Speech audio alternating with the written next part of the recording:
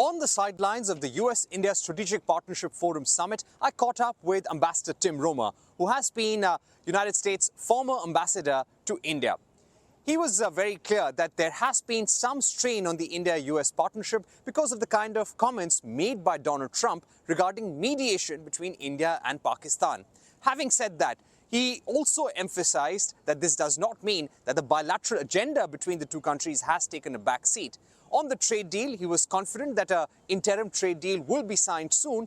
There will be, of course, tricky points, sensitive negotiations on agriculture, but perhaps India will be able to give some concessions on items such as almonds, apples, pecan nuts, and other agricultural produce items. Listen in.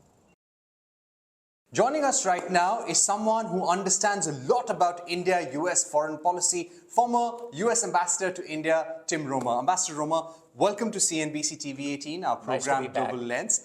Let me begin by asking you, how optimistic are you about an early trade deal right now? Well, they call me a rose glass colored optimist, and the glass is usually not just half full, but three-quarters full. I do think that there's a lot of momentum toward getting a trade bill done, a bilateral trade bill between India and the United States.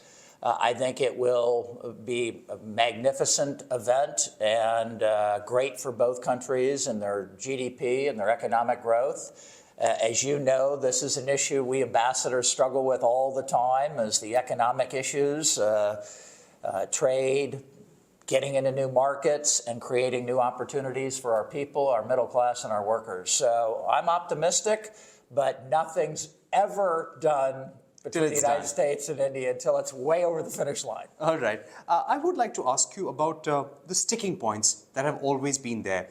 Do you feel those long pending issues around non-tariff barriers will get sorted out this time? And what would be some of those top 2-3 issues that you would like to point out?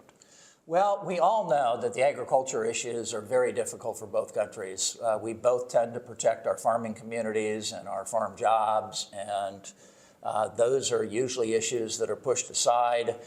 We're hopeful that, on digital trade, on continuing to deepen the defense and the energy sectors, trying to have some breakthroughs on LNG and, on gas, between the United States and India.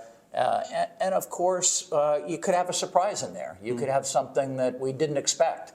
When you look at the India-Australia deal and the way they work bilaterally to try to get something done and finished a bilateral trade agreement, that's a good template for us to look at to maybe try to assess where we go on the U.S.-India. Do you feel this administration will agree to a trade deal or even an interim one without having agriculture as part of it?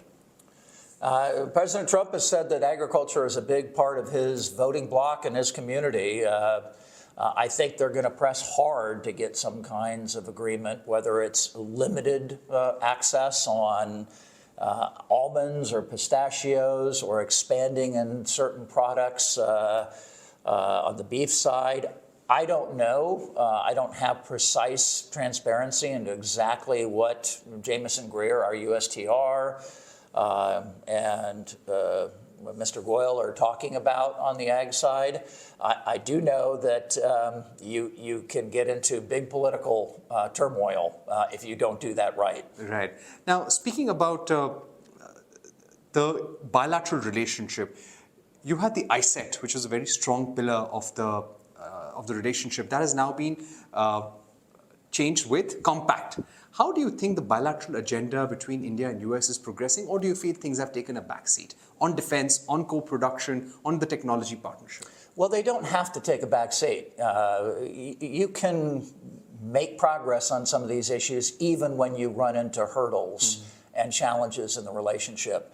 Certainly, when I served as an ambassador, we were constantly juggling attention, a difficult issue, a visa concern, with making progress on deepening the intel sharing, improving the defense relationship, a breakthrough on a commercial side.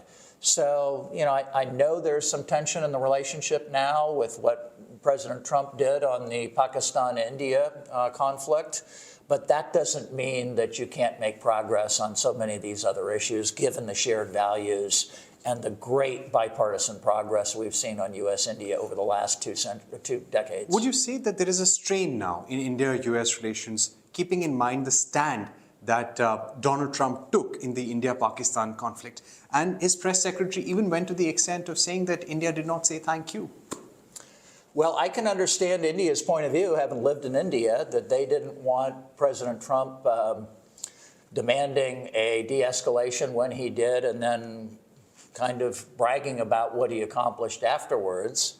I do think it was in the world's interest to defend President Trump, to try to make sure that we didn't see a proliferation in either Pakistan attacks into Kashmir or other deeper penetration of Pakistan into India or vice versa.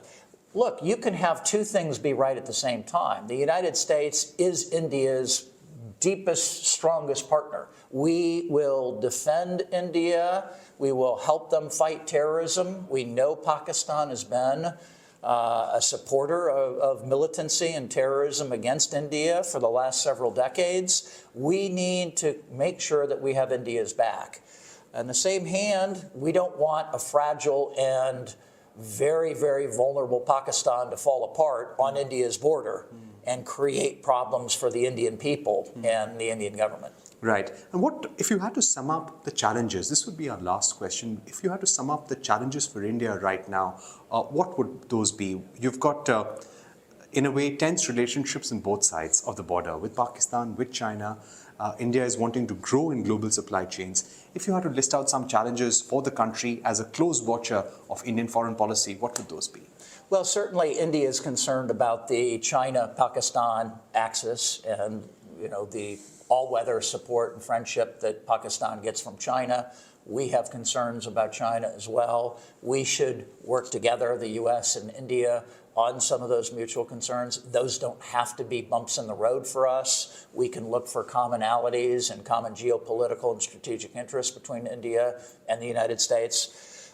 There are, ways that we see the world a little bit different in the region. The Middle East is something that I think proposes some challenges, but also some opportunities for India's growth. The Middle East corridor going up there, more trade for India, more opportunities for the United States to write a new strategic balance for the Middle East and pay more attention to India and Asia and other countries. Trade will continue to be a difficult issue for the two countries. All right, Ambassador Roemer, wonderful talking to you. My pleasure. Always good to be with you.